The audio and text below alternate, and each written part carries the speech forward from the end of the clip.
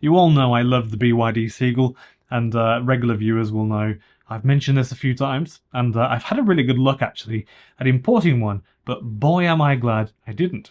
I'll run through some basic stuff about the BYD Seagull and explain why you should be seriously considering why you should or shouldn't actually buy one.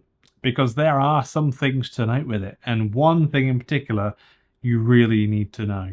In China, it has sold over 200,000 already in 8 months since its launch. And actually, it gets better than that.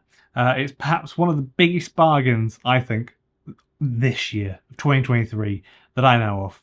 Sadly, we can't buy one here in Australia or in Europe, but they've actually produced, actually built, not just sold 200,000 of them and then delivered them. So they're doing really, really well, whilst other companies are only focusing on lucrative, expensive, premium SUVs, sporty cars, fast EVs. They're only leaving this whole this whole segment of cheap and cheerful EVs open for anybody to come in. So basically, if BYD, in my opinion, if they sold this car in Europe and Australia or wherever, it would sell so fast. And I recently made a video and I mentioned it, and more people than I could count told me in the comments that you would definitely buy one, and I would buy one tomorrow if they sold it here. Of course, I've really considered importing one or even flying to China to buy one. And this is the interesting part, so I won't make you wait 10 minutes to get the juicy stuff, because I know you're probably wondering, what's the interesting stuff here, Benny? So basically, if you're new to the channel, I make EV news videos every day, and my name is Ben Alexander. So thank you for watching. Please let me know what you think in the comments at the end. I found an exporter in China, and they're apparently a good company to buy from, but you should do your own research. I haven't used them. They have actually reconciled the relevant model data, which actually shows a few really interesting things. One of them is imperative that you know before you buy one. So let's go over the data sheet they put together. There are a few differences here that are really, really interesting. So as we can see, the BYD Seagull, you can get 3 different versions. You've got the Vitality Edition, free version. Sadly, it's not free. It's $11,000. And this one, the only one you should buy, the only one any person should buy in any country, I think personally, is that one, because the prices are almost the same. That's $12,800 US dollars, and this one is $11,100, $1,700 difference, and that is fantastic, because what you get extra for $1,700 is a bargain. It's the biggest bargain of the century, if you ask me. So I'll go over a few things and we can point them out. So basically, here you go. This is the cheap one, middle one, the one you should get, I think. So basically, all the numbers are the same. It tells you, yada, yada, yada, yada, yada. Some data. The things that I can see that are different.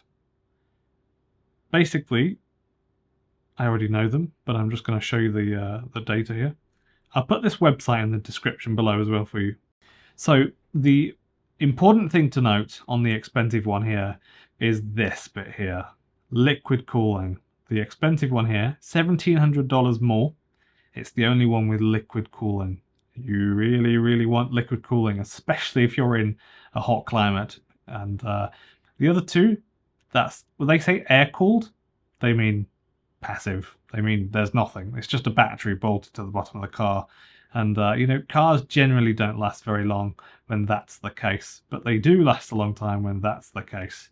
So $1,700 means that this would have a chance, I think, of actually getting to 200,000 kilometers, not just 100, before the battery is starting to look a bit, broken. So that's the main thing. I won't go on here. So the top spec, $1,700 US dollars extra, a big bargain. They are basically proving that you can add liquid cooling cheaply to a battery and then also give you some extra stuff on top of that. So the differences between the cheapest and the most expensive models are that the more expensive version, called the Fly version, is 100 kilos more heavy. It comes with adaptive cruise control, not just standard cruise control. It's slightly wider tyres at 175 millimeters rather than 165.